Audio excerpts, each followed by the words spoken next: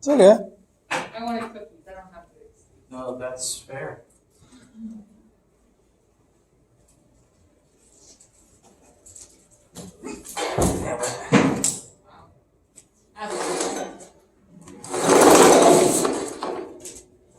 All right. Good day. How are we doing? Fine. Fine? I'm getting old. My back hurts. Everything and their mom is due this week. Yes. Oof. Sorry to say that. There's a 4-question homework assignment through Friday. Well, 4 I will questions is okay. Yes, there's not actually a quiz because I wanted you to because it's due so soon, I figured it's best to just let you go ahead and access it and work on it and not have to worry about a countdown. One of them's not even like a question you have to do math on them, so Correct. it's really only 3 questions. I also am a lot more motivated to do your homework. I like you as a person. Aw, thank you. I like you guys too. I'm not a profession. Couldn't care less. Oops. I find rapport to be important. Or at least You should have been a doctor.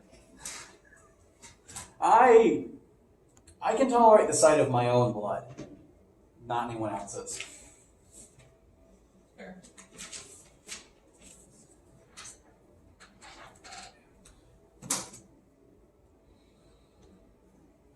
Okay, a couple minor things. Waves homework is up. It is 4 questions and it is due Friday. It's mostly concepts based because I'm really just talking about the Waves concepts so that you're familiar with them in terms of how your own eyes and ears work.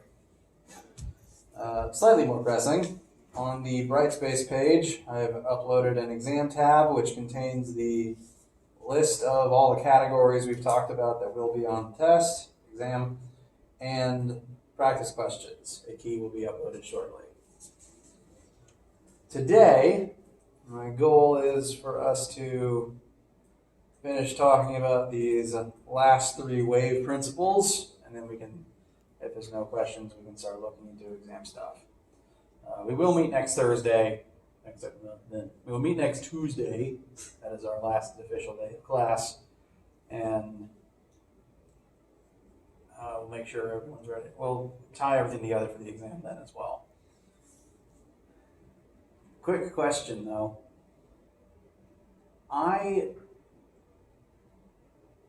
The way the last semester ended, it was nice to go home for Thanksgiving and stay home, but I was sad because I usually end winter semester by bringing Christmas fudge for my students. You want to do that again? Yes. Do it. Okay. Does anyone not like chocolate? Wait, you did that for when I was in 1500. Mm-hmm. I think that's a great idea. Of the people in this room, is chocolate a no-go for anyone? Love chocolate. Okay. I'm trying to think of something to bring for those that don't. Rice Krispies. Okay. Lemon bars. Apple. I know. That's what they get for not liking chocolate. Apple. I was thinking Rice Krispies for people who want sugar and no chocolate, and Doritos for people who just don't want sweets. Are you opening our final the day finals start or the day our finalists? The day finals total begin. Okay. And it closes the day finals then? Yes, so it'll run Friday through Wednesday. Okay. I have a question real quick. Mm-hmm. I went back and looked at the test review for the last test, and I don't understand when you have to make a triangle and when you can just add them like vectors. Oh. Well, vectors can only be added when normally when they're in the same axis. And E field lines and B field lines are both vectors. But aren't they in different axes? Correct. So any vector, if you're adding vectors and they aren't in the same axis, you have to do tip to tail trig. Mm-hmm. Okay. So when you were doing the one on the board where you just added them, was that because they were in the same axis? There are cases where they'll be in the same axis, in which case they can add and subtract linearly. Mm-hmm. Otherwise, though, they are vectors, can't escape triangles.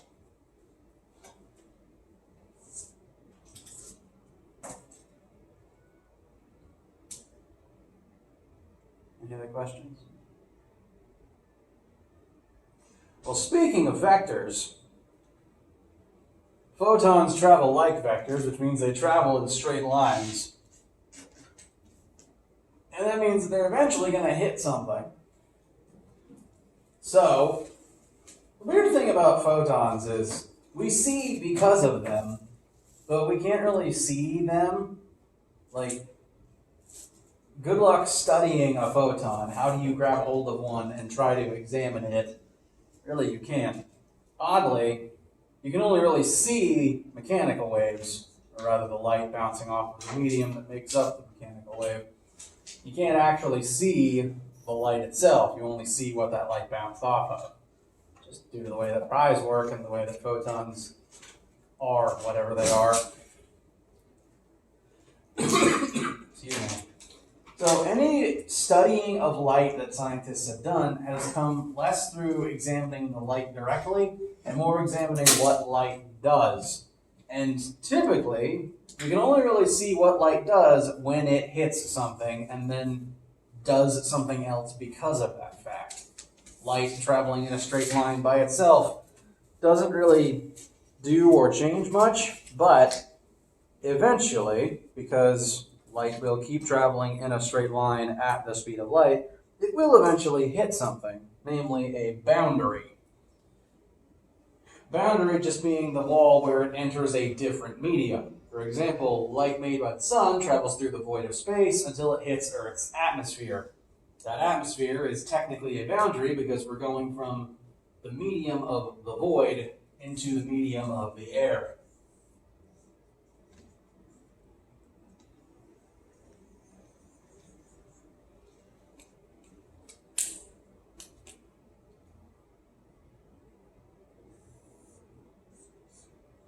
So upon hitting that air bubble, something is going to happen.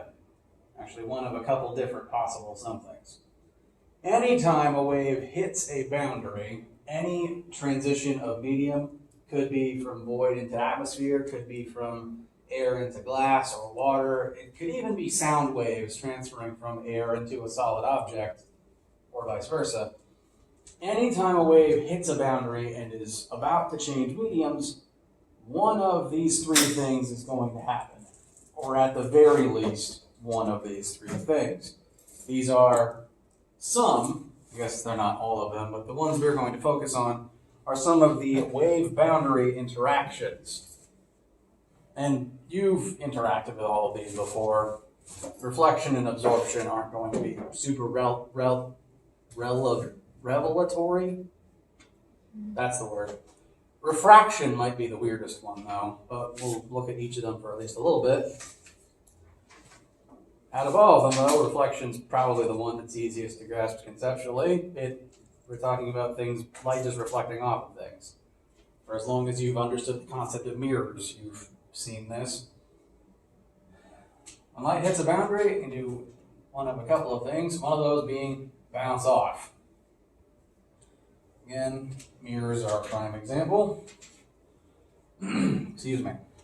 Anything that you've ever seen with your eyes is due to light bouncing off of the object you are perceiving and then entering your eyeball, and then your brain processes that photon.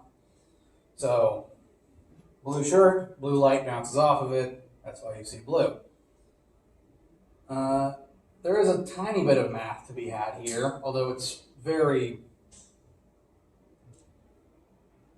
kind of a well-duh kind of math, but you have to write everything down.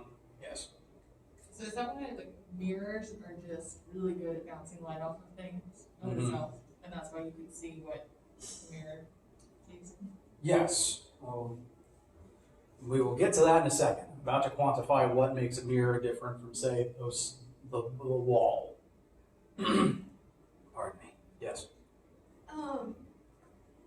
This like Earth drawing thing, would that mean like, since there's nothing like protecting you from the sun, is space really hot? Not really. In fact, most people tend to assume space, like if you're floating through the void, most people assume that you're cold rather than warm. I would assume that, but now I'm thinking of like, It's just this, like, Well, sun. no, okay. You're actually right. I was misrepresenting science fiction for a second. I was thinking of like the dark side of Venus or something. Yes, actually, if you were in direct line of sight with a star, not being protected by the hull of a ship, a magnetic field, or an atmosphere, you would get burnt up by the solar wind. The solar wind being a combination of both light and particle, literal charged particles being given off by the sun. So yes, actually, if you were not safe in the void, you would get toasted as opposed to frozen.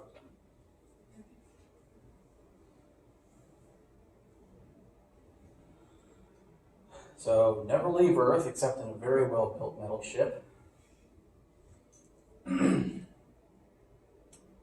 So this very brief formula is called Snell's law, and it's a very well-duh type of statement. Light bounces off of an object at the same angle it approached that object. For example, if you were, say, to look dead into a mirror, so the whiteboard is a mirror, if you look straight on into it, the photons bouncing off of your body will approach completely perpendicularly, and so they will bounce off completely perpendicularly. So if you want to see yourself in the mirror, you stand right in front of the mirror. But if you're off at a 45-degree angle, all the light from you will bounce off at an opposing 45-degree angle and go over there.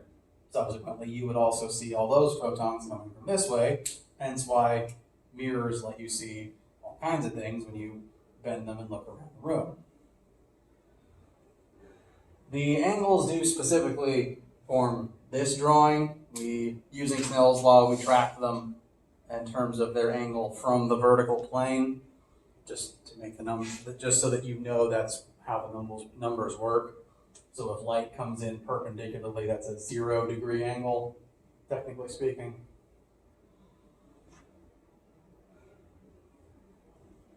And most objects reflect some amount of light, but they will reflect somewhat differently.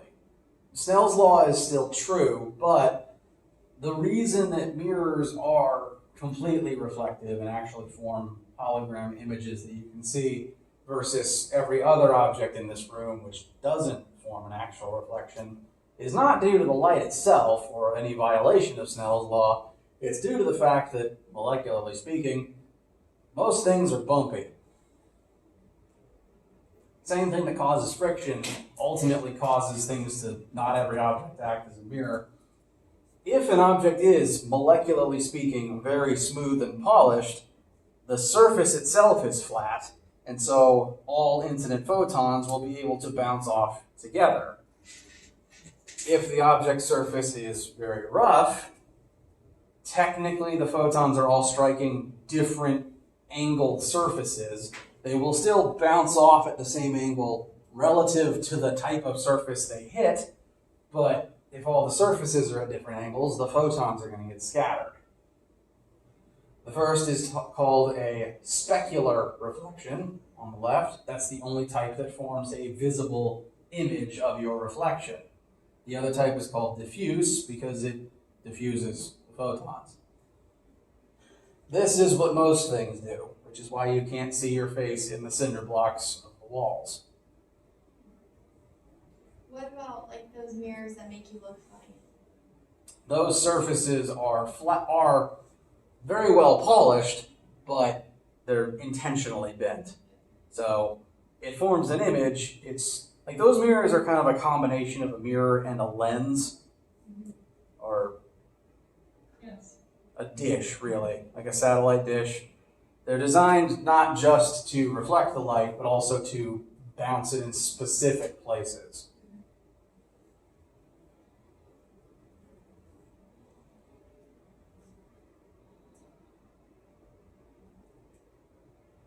Historically speaking, mirrors were built like this using liquids to make sure the surface was as smooth as possible.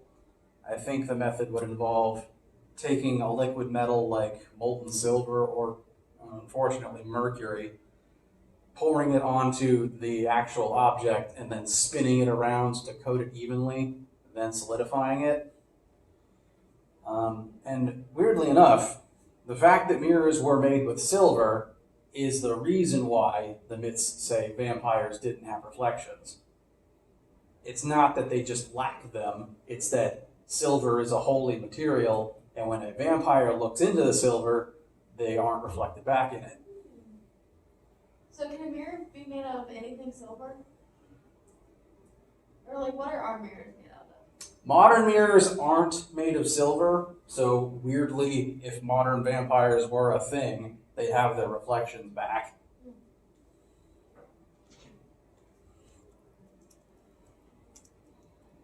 I don't actually know what modern mirrors are made of. What is this called? Like, what is the umbrella term for reflection, refraction?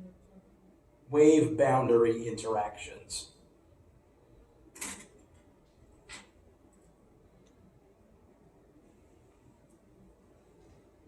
Well, some are still made with silver, but more common these days is aluminum. Really? Well, the reflective part is aluminum. Usually there is a layer of glass over top of it.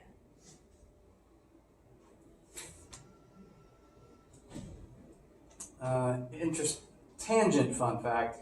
Vampires also didn't appear in photographs because photographs used to be developed with silver nitrate. But theoretically, if a vampire had their photo taken with a digital camera, it should show up. Also, I guess they wouldn't see themselves in water because vampires just don't agree with water. So if vampires were real right now, they would just be like regular people. I mean, very pale, but yes. But you would see them in pictures and everything. Yes, as long as it wasn't like an art student using a vintage camera for aesthetic purposes. Have you seen that disease that they think it came from? The idea of vampires? Yes, I forgot what it's called. there was a specific condition where that caused someone to be incredibly pale, hurt by sunlight, and I think needed regular blood transfusions. Is And it they anemia? couldn't eat garlic. No, it's like a weird thing. I know that there were real diseases and genetic conditions that led to It's like extreme the myths of sensitivity to vampirism and sunlight. lycanthropy. Porphyria, PCT. Mm.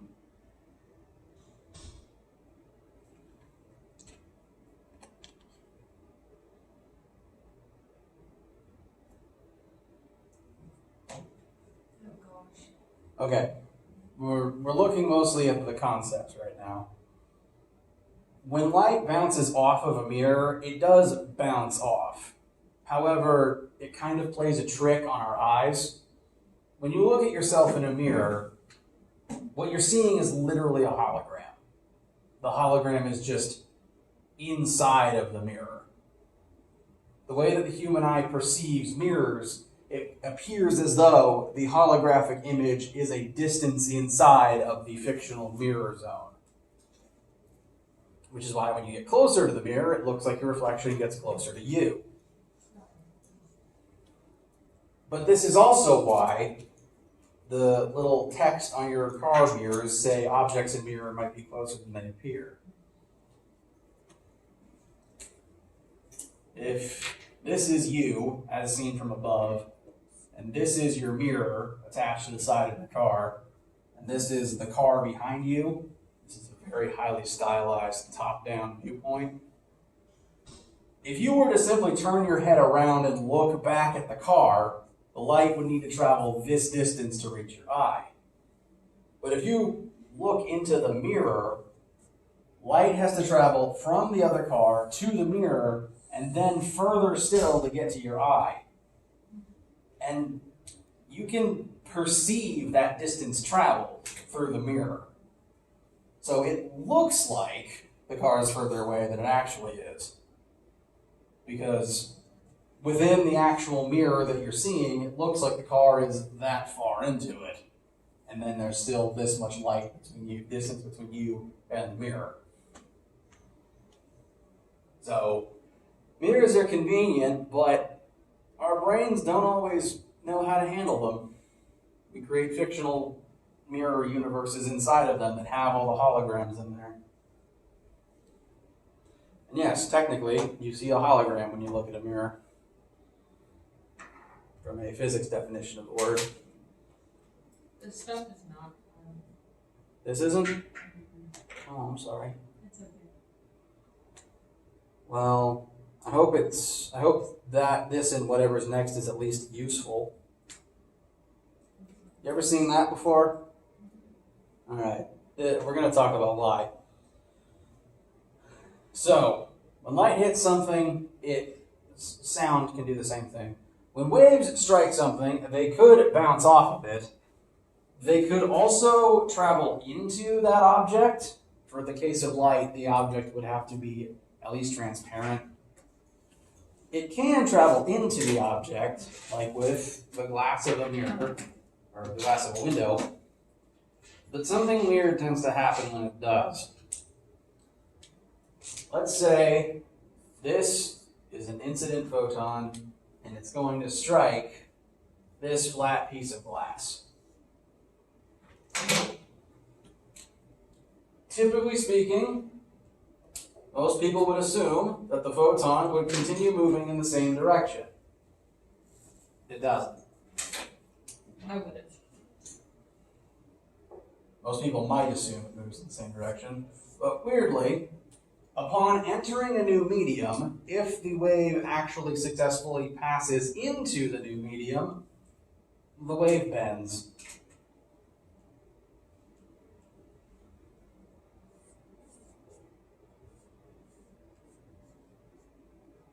The angle relevant to the horizontal plane changes. The effect to which this happens depends on the materials in question. We aren't going to utilize this formula, but N is the index of refraction for any given material. Different materials bend light to different degrees. Normal glass has a very low index of refraction, which is good because if you're meant to see through it, you don't want it to bend light too much. But technically speaking, anytime light passes from one object into another, it will bend partially, which becomes most obvious in the cases on screen when the light passes back out of that object, because upon re-entering the air, the light goes back in its original angle, but now it's shifted some distance to where it would have normally been, which is what creates the illusions in the glasses that are on screen and that you've probably seen anytime you use a straw.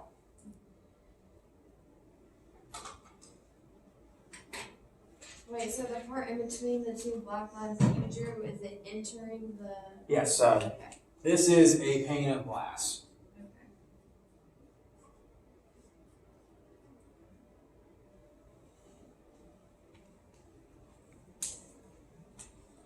And so in the images on screen, it's especially noticeable because the light bouncing off of the popsicle stick travels through water, into glass, then into air before reaching your eye. That's two boundaries it has to get through, so it gets tilted even more than normal. Looking at the top of the popsicle stick, there's the stick itself, there's the stick in glass, which doesn't bend it enough to really notice a difference. The main issue comes when you have to look through the water. Water has just a higher index of refraction than glass does. And sometimes you can get extreme cases like this one. He's not decapitated. The diffraction has just shifted the image of his body by several feet. Why is it so bad? I'm assuming it's, well, it looks like this picture was intentionally designed to do this, so they probably created the scenario exactly to get this to happen. It could be the water quality, because changing what's in the water might change its index of refraction. It looks like a pool, probably with enough chemicals in it to make it bend light pretty significantly.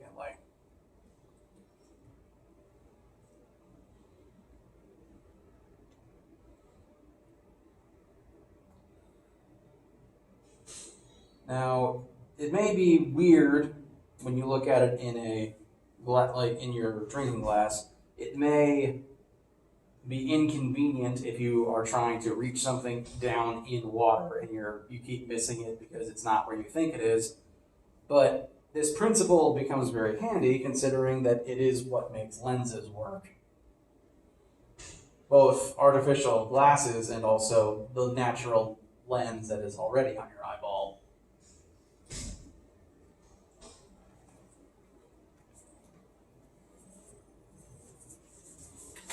Does the angle at when the light comes back out of the pane of glass mirror that of what when it went in or no? It does. So this is theta, this is phi, it's been shifted. On exiting, it's back to theta.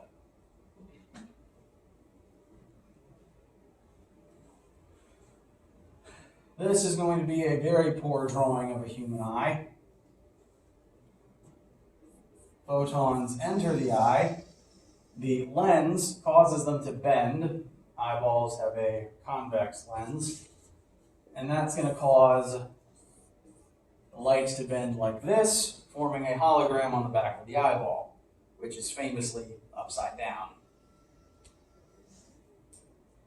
That hologram is meant to be placed perfectly right on the back so that it triggers the photoreceptor cells and the image gets to your brain. The photoreceptor cells are triggered by light, which then activates the rhodopsin protein, which then activates the G protein, which then activates the receptor protein, the effector protein, PDE, which then linearizes cyclo-GMP, which then closes the channels that are dependent on cyclo-GMP, and then you have less neurotransmitters. And that's why when rhodopsin is broken, or when it's phosphorylated after overexposure to light, arrestin binds to it so that your eyes can adjust. I'm not going to remember any of that. Thank you. I found that very insightful. That was a pun. Thank you, actually. I can speak more clearly to the physics of the light bending than I can to anything you just said. But thank you for that information.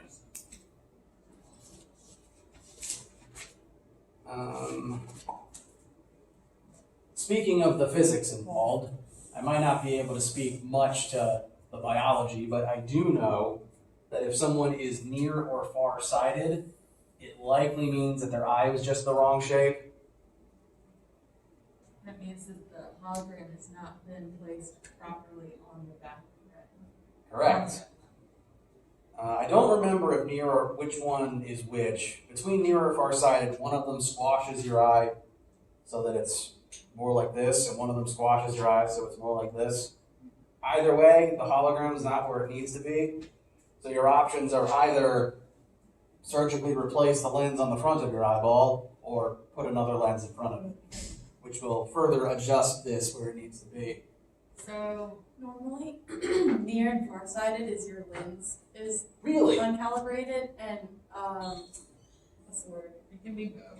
What's the word for the thing that I have? Astigmatism is your weird eye shape. Oh, okay. I could have sworn astigmatism had something to do with the lens. It's opposite. Okay. The Thank stigmatisms are also like shakiness. The nearsighted usually have like deeper eyes. Farsighted usually have Okay. so that when you're farsighted, the focal point of this refraction or reflection is behind where the retina actually is.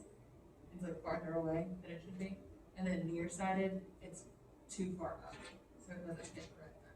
It's like in the middle. And then if the object is further away, that helps it get to the right place if you're farsighted, right? This makes it a little easier. Yes. If you're farsighted, you can see far away enough. Whatever happens to be wrong with any given patient's eyeballs, this is still, I think, the most complex part of organic life form anatomy. And as long as the lens itself is still acting as a lens, I think that is what gives humans a good depth of field. Because if you didn't have a lens and you just had pinholes on the front of the eye, you'd probably only be able to see straight in front of you. Because it's a lens, it takes the light from all sides and angles it towards the back of your eye.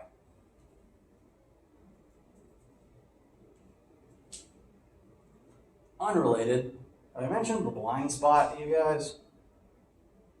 No, but I remember one time in high school they had us like put a dot on a note card and do a thing, and it was the coolest thing I've ever seen in my life. Yeah.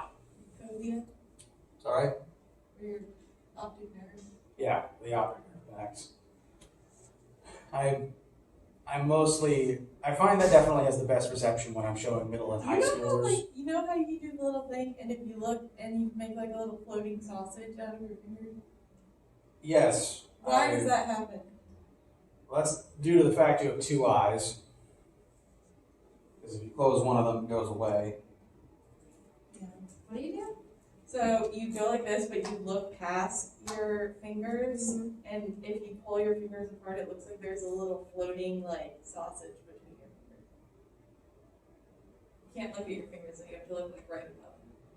Yeah, if you're like right now, what I'm doing is my hands are in front of my face, but I'm focusing on the poster. Oh, I see it. Wow. See, when I was a kid, I didn't understand that whole thing. I thought that I could just make myself go. I thought that if I just looked at something funny, it just doubled itself. So I once reached for the double and scared my mom because she thought my eyes were broken. Did y'all know that some people can't unfocus their eyes on command? That's I unfortunate. just found that out yesterday. I was talking to my roommate because I saw it on like a meme, and I was like, "Can you not unfocus your eyes?" And she was like, "What are you talking about?" And I was like, "Make your eyes blurry." And she was like, "No." And I was like, "What?" Because when I was little, I used to have fake glasses before I needed real glasses, and I would blur my eyes, and then I'd put my glasses on and I'd clear my eyes because I thought that it like was cool, but because I used to wear fake glasses. But yeah, not everyone can do that on command. Mhm. Why? Like, they can't intentionally focus on a new object, or they No, can't they unfocus. can't unfocus. So like I can look at something and then you can make it blurry and then you can make it clear. They can't do that. When They I make can it only blurry, it focus. like turns into two. Yes, that's because when you focus your eyes, I think you're adjusting the focal length, like the actual lens and the iris, adjusting the focal length and the aperture of your eye. Aperture might have more to do with light versus darkness. I'm not 100% certain. It is entirely a byproduct of having two eyes, though. As soon as you close one of them, the whole effect stops. Wait, I can unfocus one eye. Well, Yeah, I can Yeah, I focus, can't but it do doesn't turn into two. Like when you do it with that eyes. it happens, well, we have two eyes for depth perception purposes, in case we lose one. I'm not entirely sure the doubling. I think it's just the same light being interpreted by the different eyes in different ways. When I blur my eyes, it doesn't numb. It just gets blurry. Well, that means that you're just focusing on something else entirely, probably. No, I can really make everything blurry. It's just blurry, but not double. Me too, but that probably means that something way far out is in focus that just doesn't Like something exist. imaginary. Like you Or maybe have really, your eyes set to focus on something like. if I make the whole room fuzzy, my hand is doubled when it's right in front of my face. Yeah. Which means I'm probably focusing on some fictional object 30 meters that way. Right. That makes sense. That hurts my eyes. Yes, please do not hurt eyes. One more thing about refraction, it's what creates rainbows. Because not only does light bend upon entering a new object, each color bends differently. So when every photon enters at the same direction, they'll come back out of the object, different colors traveling in different directions. And this is just what a prism does. Why does like not every material do that? Like why doesn't like glass, like normal, just like Normal glass's index of refraction was designed such that the light doesn't scatter too much, because if every window was a prism, life might get interesting, but it wouldn't be very efficient. There is more than one type of glass. Isn't it like when you hit a prism or whatever with light, white light, it basically just like filters it so it separates all the different colors because they refract it on. Correct. They all refract at slightly different angles. So to amend this picture somewhat, I think I have blue and purple and green. Yay.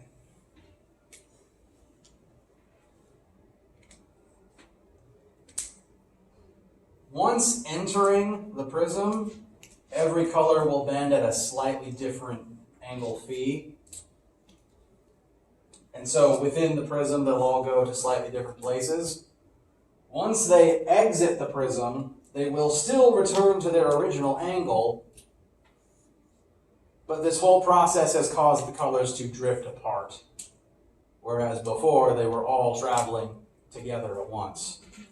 Does that mean like purple bends the most if it's at the bottom of the rainbow? Either purple bends the most or red does. I forget which direction it skews in. One of those two is the worst offender, and then it lessens in the other direction. So why do rainbows work if they're not like shaped like prism? There is water droplets in the sky that scatter the light, and Well, they're not like triangles, are they? they're not triangles. And a prism doesn't have to be a triangle. The triangle shape just makes it convenient. They don't have to be, though. Any questions? All right. Thank you so much. Have a good day. You too. You survived. Yeah. I think because the water isn't intentionally designed to do this, you can only see the rainbow if you're viewing it from the correct angle. But water droplets can have this effect. And again, most normal commercial window glass is engineered such that it doesn't do this. Meanwhile, people have designed other types of glass that is intended to do this, and that's what prisms are made of. So like iridescent stuff, is that because of this or is that just material? I'm not actually sure, because I think iridescence is more reflection than refraction. Why is it spelled engineered? Iridescent. With an E. Well, a bubble is iridescent. That's definitely due to reflection and refraction.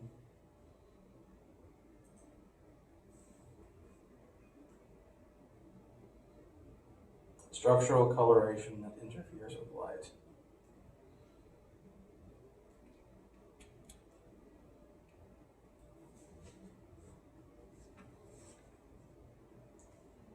Without spending too much time researching, I would say iridescence is likely a combination of both.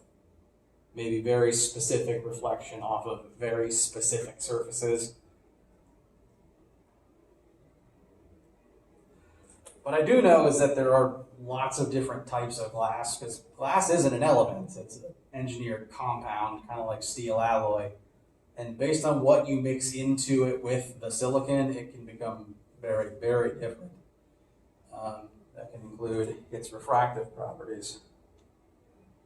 I think if you want your glass to be as unrefractive as possible and also as crystal clear as possible, the secret ingredient is sadly lead. So don't eat your glasses. Yeah, that was definitely not. Okay. Last of the boundary interactions we're going to talk about is absorption. It's the least glamorous because you can't see it. When waves hit something, they can just be absorbed. Light is basically energy. When energy strikes matter, that matter can absorb it. So if the light doesn't bounce off of it or pass through it, if it was an opaque object, it just got absorbed and is now thermal energy, making it warmer. Which is why when you go outside on a sunny day and you're in direct sunlight, You're warmer than if you're not in direct sunlight.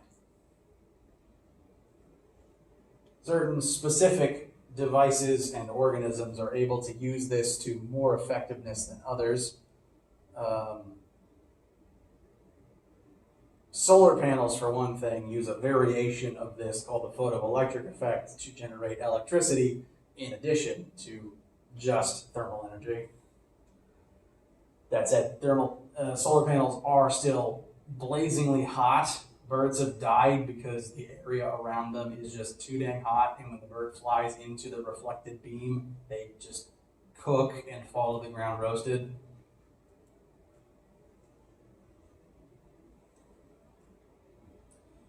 But if it doesn't bounce off and it doesn't pass through, it is absorbed.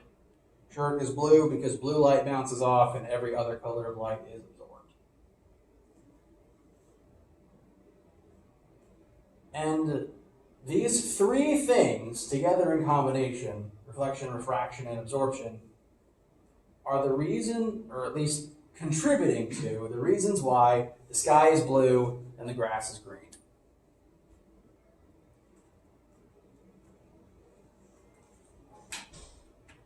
Those are stereotypically questions pretty much everyone asks. Have any of you guys ever actually wondered those things? Yeah, and I think I figured it out. Excellent. Use Google. I mean, that's fair. Is the ocean blue because the sky is blue, or is the sky blue because the ocean is blue? The ocean is blue because the sky is blue. I've actually seen I probably can't find it very quickly. I've seen a video of someone who was on like one of those, you know, in drama films where there's always like this big cliff jutting out into the ocean at Cape so-and-so, and there's a lighthouse in the background. Someone actually went to one of those and saw this side of the horizon covered in gray clouds. The ocean, dark, inky black. The other side of the horizon, clear sky. The water, deep blue. Why is the water darker than the sky? That doesn't make sense to me. Okay, let me do the full explanation. Light enters atmosphere from the sun. That light, upon entering the atmosphere, is going to refract and begin scattering into its base colors.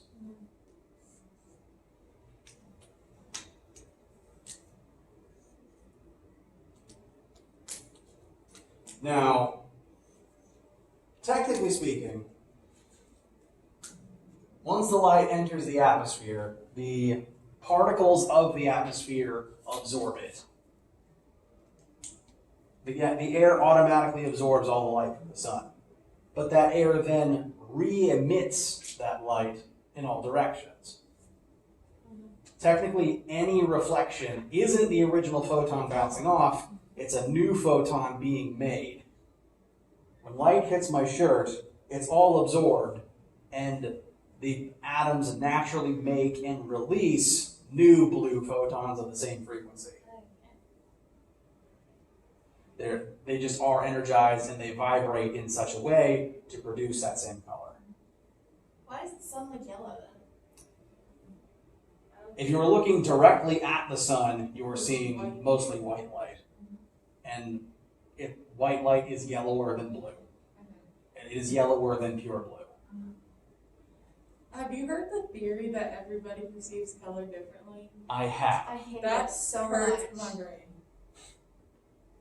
I Like mean, if your red is my blue. okay, like the frequencies of light would be the same. But like our perception is Right. different. So There's like no what- accounting for what red your would look rods like and to you cones would do look like versus what your brain does. as blue to me. Yeah, I hate that. Ultimately, there's no way to disprove it though, short of whole eye transplants. Wait, that's kind of a good idea. If that were possible. I think it's been attempted.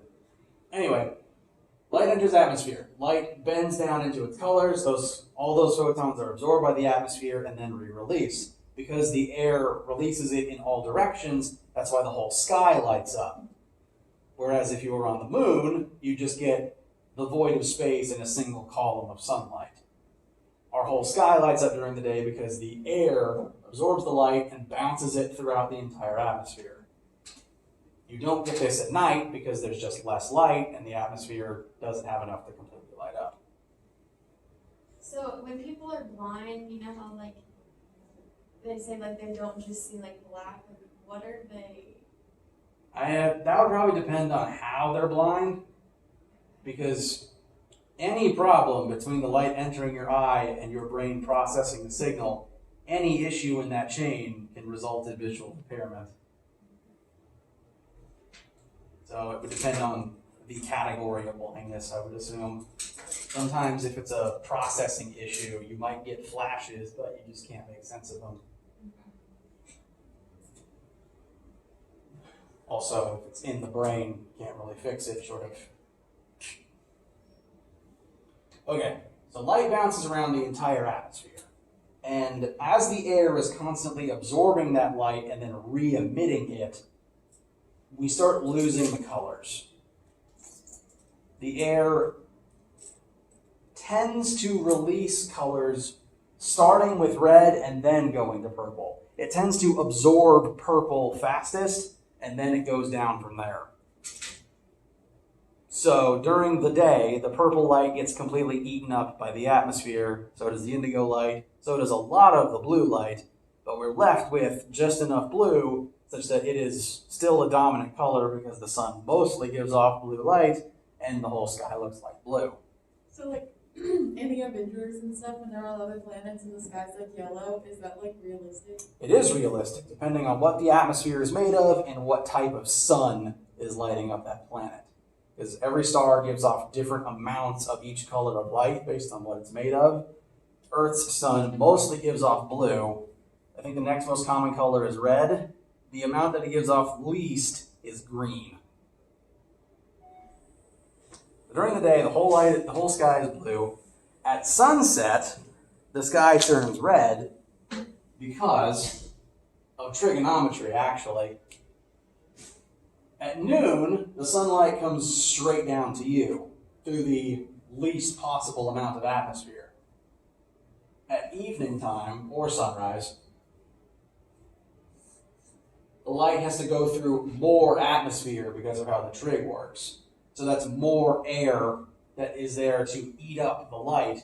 It eats up the blue, the green, and leaves us with yellow through red for sunrise and sunset. Why does it not turn green in between? Because there is very little green light from our sun. So it just skips it? It gobbles it up too quick for you to notice. Except for a brief moment during sunrise and sunset. If you are consciously watching the sun do that, you might notice what some sailors have referred to as the green flash, where very briefly it turns green just near the sun, just near the horizon. I saw somebody post a video about it one time, but I couldn't even see it. It's very fast, but that's also why plants are green. Since green light is the least common one, plants are green so that they absorb everything else and can use it for food. Why are the northern lights like green then? So that's not actually light from the sun. That's light being given off by our air when energized by the magnetic interactions from the magnetic particles coming in from space. Yeah, but wouldn't there be like the lowest amount of green in the air? It might not be the air itself. It might be that when the charged particles hitting our magnetic field hit the field, they produce new light. At some point between charged particle approaching Earth and the light from the aurora reaching your eye, new green light is produced either by the particle hitting the magnetic field or the energy from that collision making the air of the atmosphere glow. It has nothing to do with the light from the sun. So, that's why the sky's blue, that's why the grass is green. I still can't answer why dirt tastes good. That's like the third most common question from childhood. You know, usually the desire to eat dirt is low iron. Really? Yeah. So you can find out if your child is anemic, if they want to eat your. That explains a friend of mine. Why do anemic people like to eat ice? It's another question. I don't have an answer for that one. I love eating ice, but everyone always thinks I'm anemic. I'm not. I'm anemic. You like One to eat sec. ice? I actually don't, but I have like really sensitive teeth. That's why. But I do like my steak like rare. This lecture will end soon. You guys can either work with me or we'll talk a little bit longer about something else, or I can set you up at the desk next to my office, whatever your preference. Okay. Also, if I like Everyone, sorry. take iron, like when I start, like I used to not be able to tan or get burnt, like I just reflect with the sun. And I found out I was really anemic, so I started taking iron, and now I can tan, and now I can get sunburn. And I used to not be able to. It also made my hair start growing red. So like my hair used to be really like ashy brown, and then when I started taking iron, it started growing like red brown. Interesting.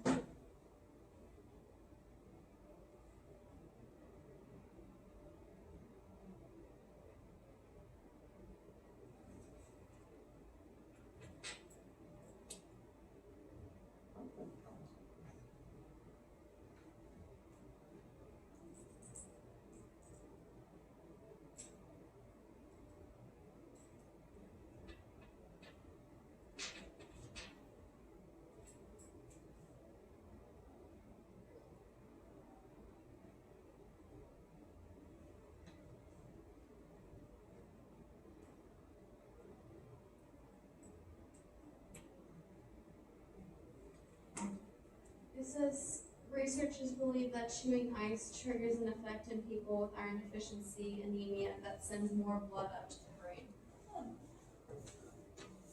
What did I miss? Researchers believe that chewing ice triggers an effect in people with anemia that sends more blood up to the brain. That makes sense. But why ice? Why Well, not just eating? I know temperature has something to do with it. Yeah. If your head is cold, blood warms up the extremities. If a part of you is cold, your body would probably compensate by sending it more blood. So ice cream. Eat ice cream, get more blood to your brain. Correct. Pre-test popsicles. Okay. That is all the wave stuff that I think that you guys should know before the end of the class. And as a result, that will be the only wave stuff, everything we talked about this week, on the exam itself. Do you have any questions about any of that, any of the waves material? I do not understand number 1 on the web sign. Like, first of all, I can't tell what I'm looking at on the figure. All the lines are confusing me. Oh, I apologize. I need to sign in real quick. Oh, I'll do that in a sec.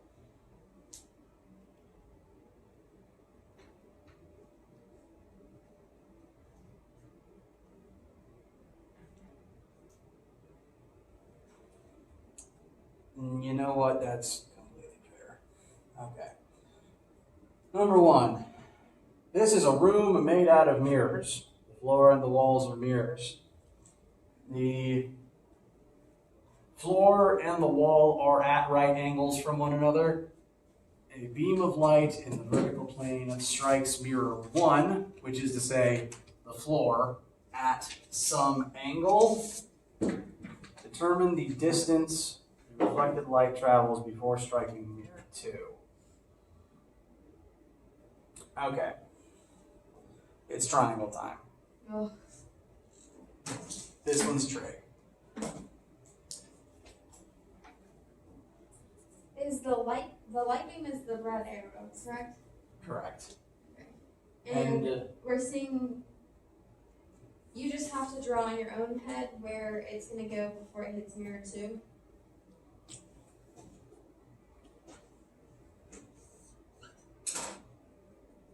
Sorry. I'm drawing a flat representation of this on screen right now.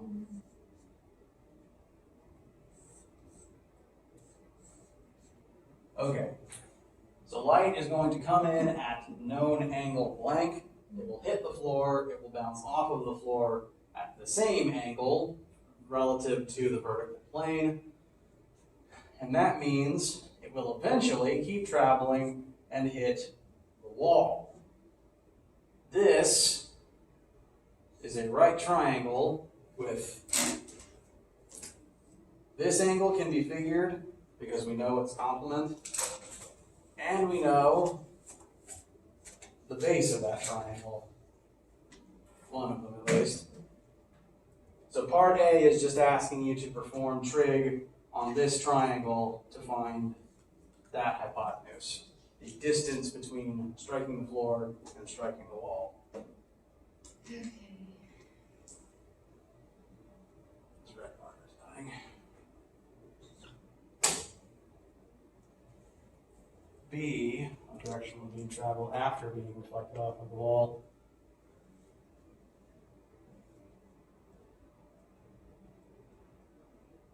So then you would have to use trigonometry to find the angle in which it hits the wall. And then the incident would be the same.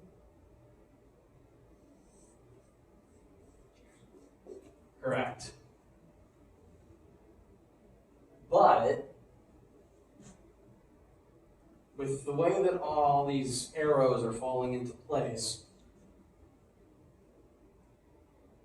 this angle, which on my notes is 37 degrees, would be the same as this angle, which is the complement of the angle part 2 wants, which is conveniently the same angle as down there. So whatever angle we get for that top corner, 90 minus that angle is what it's looking for? Yes. Whatever angle you are given as the first part of the question, 90 minus that is the answer to part B. 90 minus 37 is 53.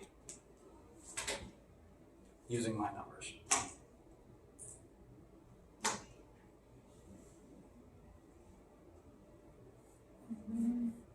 Okay.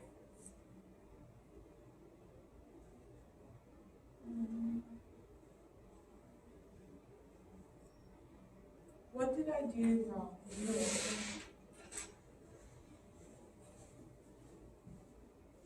So that's 40. That's 50.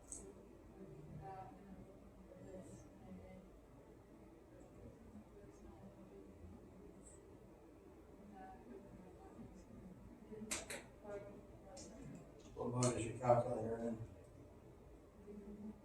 Okay.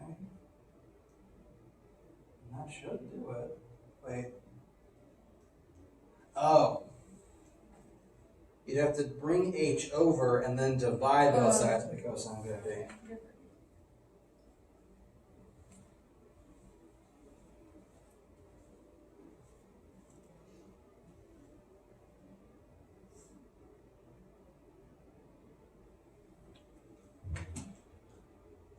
Looking over these briefly,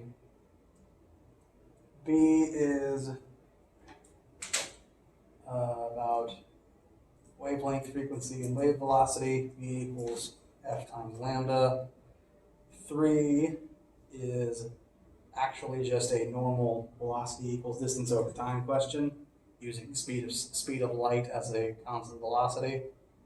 And 4 is just kind of a troll question.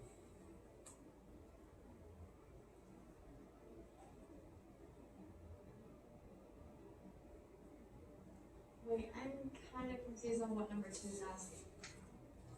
Okay. Number 2. AM radio station broadcasts with known frequency. The height of its broadcast antenna is 1/4 of the wavelength it is broadcasting. We are asked for antenna height. So is it just, wait, no, that doesn't make sense. Antenna height is 1/4 of the wavelength. So h should equal wavelength over 4. You also have velocity equals frequency times wavelength. We are told the frequency of this wave, and because it's a radio wave, we know its speed of light. So 3 times 10 to the 8th will equal 986 kilohertz. So times 1,000 to give us lambda.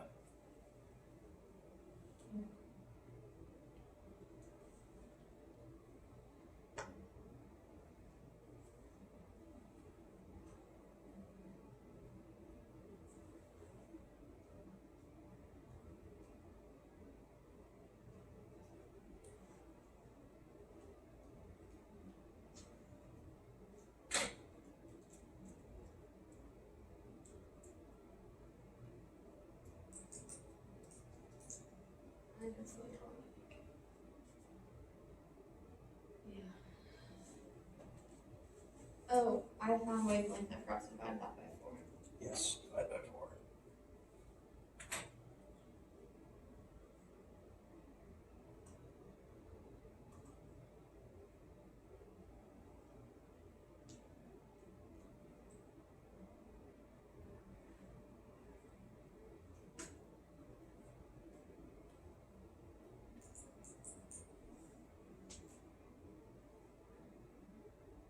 Okay.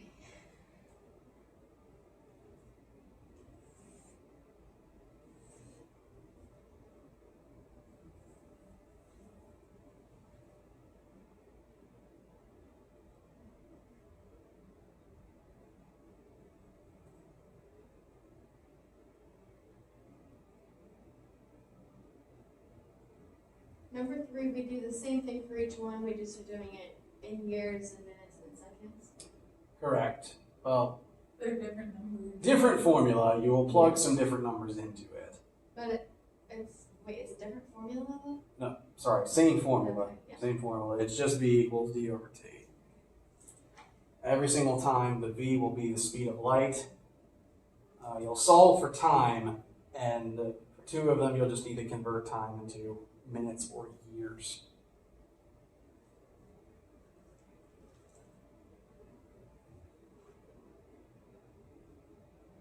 Do different colors travel at different speeds? They do not. We consider light to constantly travel at the same speed regardless of frequency. Frequency and wavelength together determine color, but they always multiply at the same speed.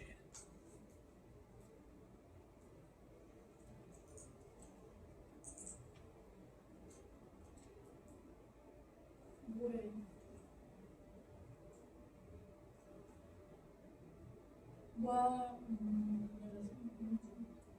so is that number not bigger if it's, Sorry. never mind, I did the same thing I did before.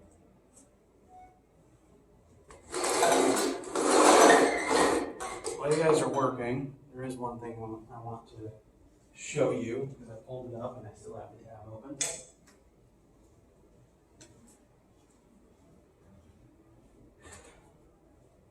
The wave boundary interactions don't always happen one at a time. Most often when light hits something, 2 or more of them will occur.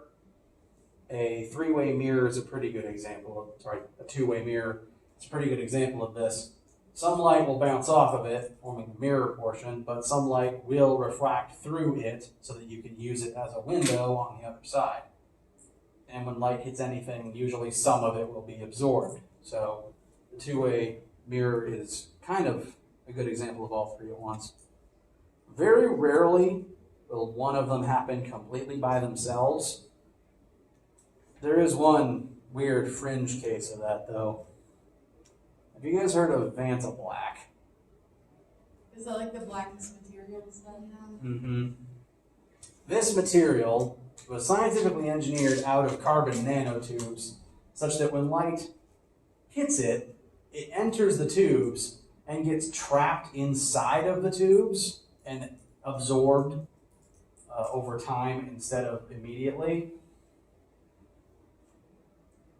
this has the effect of creating a material that absorbs 99.99% of all light that hits it. Normal black painted objects still reflect some light. I can see a reflection off of these tables. They give off enough light for my eye to be able to perceive what it is and its features and its depth. This stuff, this is two versions of the exact same statue. This one's just painted in Vanta black.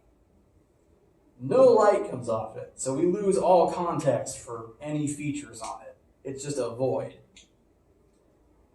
And the human brain was not meant to process this. Your odds So are... you could shine like a really bright light on it and you still wouldn't be able to see the features? Nothing. You would not know where the eyes or nose are in that statue. But you can feel it? Yes. It'd be like you'd reach out and touch it. I would be expecting my hand to pass through it, but eventually you would feel the material in the shape of the statue. You just couldn't see it. This exists, and it's very interesting and useful from a research perspective, but you can't buy it commercially because we aren't meant to deal with this. If this stuff was available on the street and people were like making paint and clothes out of it, Oh my god, you'd be such a good robber. yes. Like, if you had a mask of this stuff, they wouldn't be able to perceive any features of whatever part of you covered up with it. That's cool. Isn't there like somebody that made a paint like this and then Yes. like wouldn't sell it to anybody? So someone else made it and sold it to everyone? I know about that for the pinkest pink dye. I heard about it for like this kind of black paint. I'm under the impression that this material is regulated because of how the potential dangers. Like, if someone painted a car with this, it would cause a ton of accidents by virtue of the fact that people looking at it wouldn't be able to tell what they were seeing, let alone how far away from them it was, especially at night. Is like anything able to register this, like animals or anything? Maybe. Snakes have some infrared sensing abilities. So they might be able to pick up on it better than we could alone. Also, well, bats would, but they cheat by using sound. They cheat. Interesting. That said, the way it absorbs light, it could probably absorb sound pretty well too. I haven't seen anything about that Well, one. can you imagine if like a movie theater was painted with that stuff? That would be awesome. Or wait, If you would were in not be a able to room hear of this anything? stuff, you wouldn't know you were in a room. Oh my god, it would be like the SpongeBob episode, but he's in the all white, it would be the opposite. Basically, yes. But it'd be Good so luck weird because finding the a light door. would shine on you, and like you could see you. Like if you had a flashlight, you could shine it on yourself and see the light bouncing off into your own eye. But if you shone it out into the void, there'd be And then nothing. you could just walk That's right so into it. scary. Can you imagine? Again, this is why it's That's like regulated. torturous. Okay, I can Again, get this answer right, and I'm Humans not weren't sure meant to why. deal with this.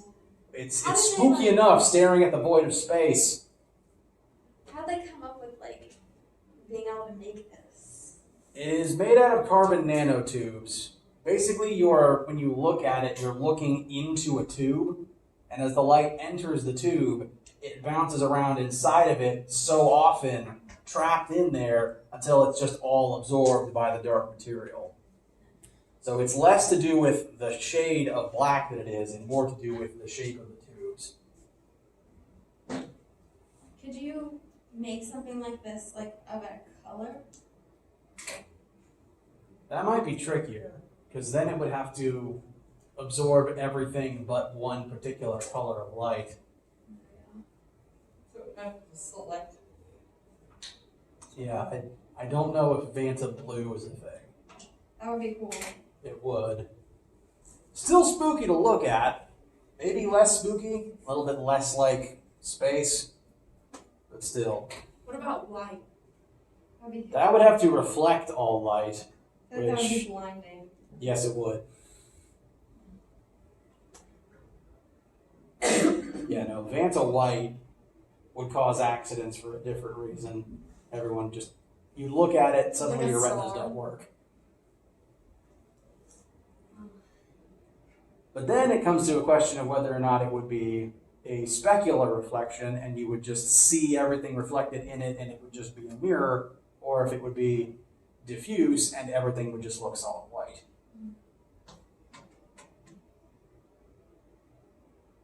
Although, if you had Vanta-Light and you were only shining red light on it, it would look like Vanta Red.